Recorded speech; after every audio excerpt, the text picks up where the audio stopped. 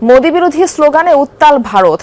ভারতে এবার শিক্ষামন্ত্রী ধর্মেন্দ্র প্রধানের পদত্যাগের দাবিতে প্রতিবাদ মিছিল করেছেন কংগ্রেস ও বিরোধী দলীয় এমপিরা।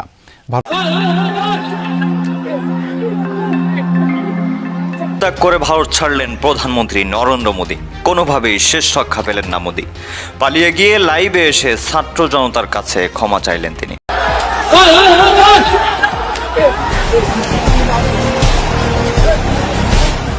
ফাইনালি পদত্যাগ করতে যাচ্ছেন নরেন্দ্র মোদী, আর উপায় নেই, পুরো ভারত জুড়ে তোলপাড়। হ্যাঁ দর্শক মণ্ডলী, দেখছিলেন ভিডিওর বিশেষ কিছু শিরোনাম, যার বিস্তারিত সামনে দেওয়া রয়েছে। চলেন আমরা সেই প্রতিবেদনগুলো দেখব, তারপরে এই বিষয় নিয়ে আরও কথা বলছি। দিল্লির যন্তর মন্তরে ভারতের কেন্দ্রীয় সরকারের সঙ্গে আন্দোলনরত শিক্ষার্থীদের নিট পরীক্ষার প্রশ্ন ফাঁস ও ছাত্র আন্দোলন ঘিরে উত্তপ্ত হয়ে উঠেছে দিল্লি। সংসদের উভয় কক্ষের অধিবেশন তৃতীয় দিনেও ভণ্ডুল হয়েছে। ককরোচ জনতা পার্টি বা সিজেপি স্পষ্ট জানিয়ে দিয়েছে, শিক্ষামন্ত্রী ধর্মেন্দ্র প্রধানের পদত্যাগ না হওয়া পর্যন্ত আন্দোলন চলবে। দিল্লি পুলিশ একটা সময় যন্তর মন্তরের বিদ্যুৎ সংযোগ বিচ্ছিন্ন করে দিয়েছিল, খাদ্য পানীয় ঢুকতে দিচ্ছিল না। আন্দোলনকারী ছাত্রছাত্রীদের সমস্যায় পড়তে হচ্ছিল, কিন্তু সময়ের সঙ্গে সঙ্গে সাধারণ মানুষ এগিয়ে আসেন। হাজার হাজার মানুষ বিনা পয়সায় খাবার বিলি করেন। দেশের বিভিন্ন শহর থেকে নানা পেশার মানুষ সুইগি, জমেটো, ফুডপান্ডার মতো বিভিন্ন খাবার ডেলিভারি সংস্থার মাধ্যমে খাদ্য পানীয় পাঠান যন্তর মন্তরে। শিক্ষার্থীদের এই অবস্থান ঘিরে অনেকেই চায়ের দোকান খুলেছেন, কেউ রান্না করা খাবার আনছেন, কেউ ফল এনে বিলি করছেন বিনা পয়সায়। বলিউড তারকা থেকে শুরু করে নানা শ্রেণীর মানুষ এই আন্দোলনে সমর্থন দিচ্ছেন। কোনো আন্দোলন ঘিরে দিল্লিতে এমন স্বতঃস্ফূর্ত জনসমর্থন অতীতে দেখা যায়নি। কেউ কেউ এই আন্দোলনকে বাংলাদেশ, নেপাল, শ্রীলঙ্কার যুব সমাজের আন্দোলনের সঙ্গে তুলনা করছেন। সিজেপির মুখপাত্র সৌরভ দাস বলেন, আন্দোলনের মূল শক্তি শান্তিপূর্ণ অবস্থান। তিনি জানান, আন্দোলনকারীরা অহিংস পদ্ধতিতেই কর্মসূচি চালিয়ে যেতে চান। একই সঙ্গে সিজেপির প্রতিষ্ঠাতা অভিজিৎ দীপকে অভিযোগ করেছেন, আন্দোলনকে উস্কে দিতে বাইরে থেকে লোক পাঠানো হচ্ছে। এদিকে আন্দোলনের অন্যতম মুখ সোনম ওয়াংচুক জানিয়েছেন, ছাত্র ও তরুণদের বিরুদ্ধে কোনো প্রতিশোধমূলক ব্যবস্থা নেওয়া হবে না। এমন স্পষ্ট আশ্বাস দিলে তিনি অনশন প্রত্যাহার করতে রাজি আছেন, তবে এখনও সে নিশ্চয়তা মেলেনি বলে দাবি করেছেন তিনি। এমন পরিস্থিতির জেরে দিল্লিতে নজিরবিহীন নিরাপত্তা ব্যবস্থা নেওয়া হয়েছে। Delhi metro rail corporation Rajiv Chowk, Patel Chowk, Delhi Gate ও সেন্ট্রাল সেক্রেটারিয়েট সহ মোট 16টি স্টেশন পরবর্তী নির্দেশ না দেওয়া পর্যন্ত বন্ধ ঘোষণা করেছে। যদিও রাজীব চক, মান্ডি হাউস ও সেন্ট্রাল সেক্রেটারিয়েটে ইন্টারচেঞ্জ সুবিধা চালু রয়েছে। দিল্লি পুলিশ জানিয়েছে, চলমান বিক্ষোভকে কেন্দ্র করে অজ্ঞাত ব্যক্তিদের বিরুদ্ধে 10টি এফআইআর দায়ের করা হয়েছে। এগুলোর মধ্যে সংসদ মার্গ, কনট প্লেস, কর্তব্য পথ ও বারাখাম্বা রোড থানায় মামলা হয়েছে। অন্যদিকে প্রধানমন্ত্রী নরেন্দ্র মোদী প্রশ্ন ফাঁসের ঘটনায় দ্রুত বিচার নিশ্চিত করতে ফাস্ট ট্র্যাক আদালত গঠনের ঘোষণা দিয়েছেন। তিনি বলেছেন, শিক্ষার্থীদের স্বার্থ রক্ষায় সরকার প্রয়োজনীয় সব ব্যবস্থা নেবে। তবে সিজেপি বলছে, তদন্তের আশ্বাস যথেষ্ট নয়, ধর্মেন্দ্র প্রধানকে পদত্যাগ করতেই হবে। দিল্লির বাইরে মুম্বাই সহ অন্যান্য শহরেও সিজেপির সমর্থনে বিক্ষোভ ছড়িয়ে পড়েছে। মুম্বাই পুলিশ জানিয়েছে, গত কয়েকদিনে এ সংক্রান্ত 13টি মামলা হয়েছে এবং প্রায় 400 জনকে অভিযুক্ত করা হয়েছে। এর মধ্যে দিল্লি হাইকোর্ট সোনম ওয়াংচুককে যন্তর মন্তর থেকে সরিয়ে সাফদারজং হাসপাতালে নেওয়ার বিরুদ্ধে করা জনস্বার্থ মামলা খারিজ করে দিয়েছে। আদালত বলছে, তার হাসপাতালে ভর্তি সংক্রান্ত বিষয়টি আগেই নিষ্পত্তি হয়েছে। সাদিয়া ইয়াসমিন।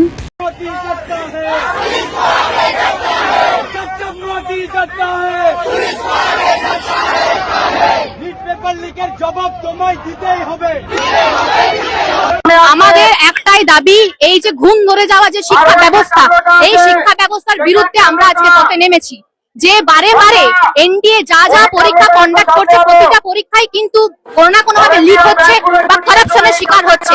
এই জন্য আমরা চাই যে ধর্মেন্দ্র প্রধানের অবশ্যই যেন ইস্তফা দেওয়া হয়। এটাই আমাদের দাবি। এই দাবি নিয়ে আমরা পথে নেমেছি। মিছিল মিছিল দাবি একটা ধর্মেন্দ্র প্রধানের পদত্যাগ, কিছু একটা এনডিএ বা এই রকমের তারা বলছে। শিক্ষা ব্যবস্থার মধ্যে যে গলদ রয়েছে সেটাকে পুরো সিস্টেম আমরা পথে আছি। আমার ব্যবস্থা পরিবর্তন না হলে আমাদের মতো মেয়েদের বিশেষ দেবলীনা চট্টোপাধ্যায় নিরাপত্তা নেই আজকের দিনে। আজকে বিজেপি সরকার ক্ষমতায় আসার আগে বলেছিলেন কি মেয়েদের নিরাপত্তা আছে, তারপরেও তাহলে কেন বাড়িপুরে যে রেপ হয়েছিল সেটা কেন হলো?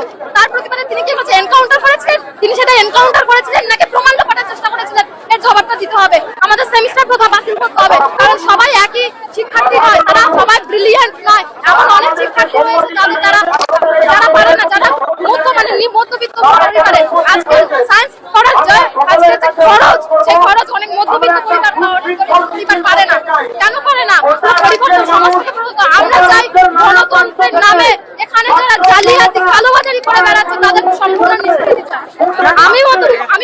বর্তমানে যে সরকার আমাদের ক্ষমতায় এসেছে তিনি কমপ্লিটলি ভাবে ধর্মেন্দ্র প্রধানকে গাইড করে যাচ্ছেন।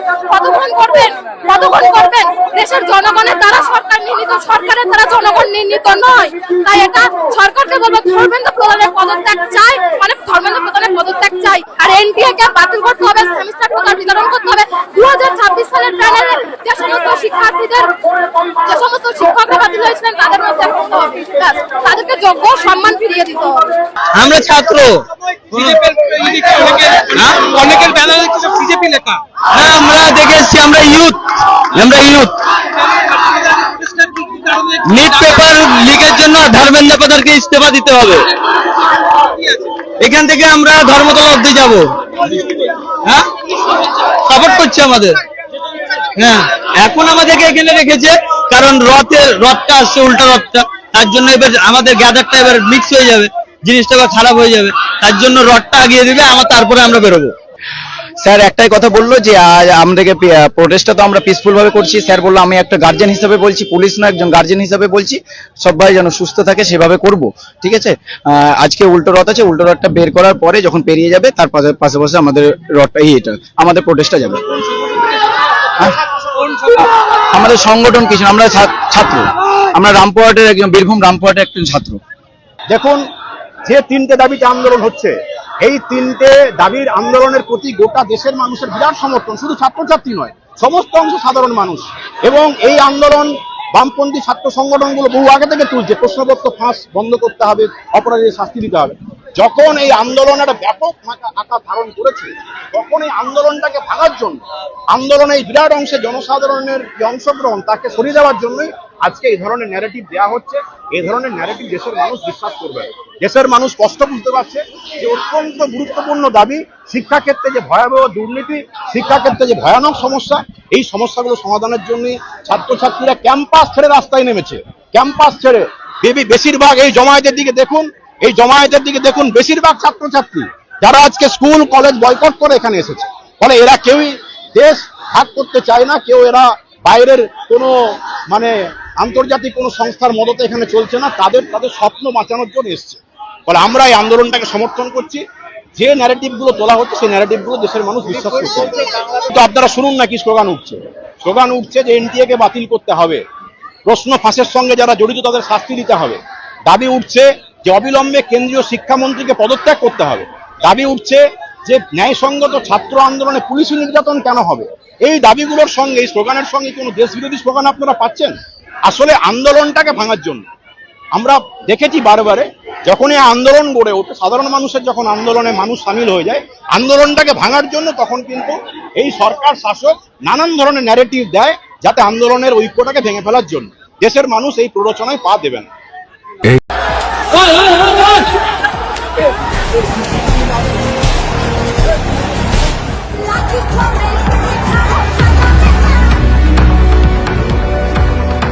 রাজধানী দিল্লি থেকে শুরু হওয়া ছাত্র আন্দোলন এখন দাবানলের মতো ছড়িয়ে পড়েছে গোটা ভারত জুড়ে।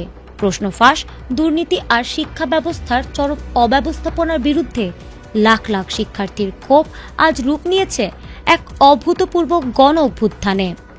রাজপথ জুড়ে এখন একটাই স্লোগান, পদত্যাগ। শিক্ষামন্ত্রীর গদি ভাঙার দাবি ছাপিয়ে ক্ষোভের তীর এখন সরাসরি দেশের প্রধানমন্ত্রীর দিকে। দিল্লির যন্তর মন্তর থেকে মুম্বাই, বেঙ্গালুরু হয়ে আহমেদাবাদ, উত্তাল ভারতের প্রতিটি প্রান্ত। এই নজিরবিহীন সংকটের শুরুটা হয়েছিল গত মে মাসের শুরুতে।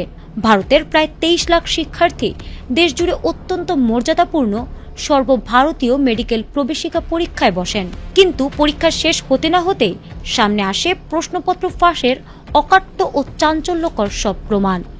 দেশজুড়ে তীব্র ক্ষোভ তৈরি হলে পরিস্থিতি সামাল দিতে 12 মে আচমকাই পুরো পরীক্ষাটি বাতিল ঘোষণা করে কেন্দ্রীয় সরকার। ভবিষ্যৎ অনিশ্চয়তায় পড়ে যাওয়া লাখ লাখ শিক্ষার্থী ওই দিন থেকেই দিল্লির রাজপথে নেমে প্রথম বিক্ষোভ শুরু করেন। আন্দোলনের মাঝেই 16 মে ভারতের প্রধান বিচারপতির একটি বিতর্কিত মন্তব্যকে কেন্দ্র করে প্রতিবাদের ধরন বদলে যায়। সমাজকর্মী অভিজিৎ ব্যঙ্গাত্মকভাবে অনলাইনে সৃষ্টি করেন ককরোচ জনতা পার্টি নামের একটি সম্পূর্ণ নতুন প্ল্যাটফর্ম। শুরুতে এটি একটি অনলাইন ট্রল বা মেম পেজ হিসেবে পরিচিতি পেলেও দ্রুতই তা দেশের কোটি কোটি বঞ্চিত তরুণের প্রতিবাদের মূল হাতিয়ার হয়ে ওঠে। 6 জুন সিজেপি প্রধান অভিজিৎ দীপক বিদেশ থেকে দেশে ফিরেই দিল্লির রাজপথে সরাসরি মাঠ পর্যায়ের আন্দোলন বা স্ট্রিট প্রোটেস্ট শুরু করেন এবং সাধারণ শিক্ষার্থীদের এক ছাতার নিচে নিয়ে আসেন। জুনের শুরু থেকে আন্দোলন চলতে থাকলেও জুলাইয়ের 20 থেকে 24 তারিখের মধ্যে এটি এক ভয়ঙ্কর ও তীব্র রূপ ধারণ করে।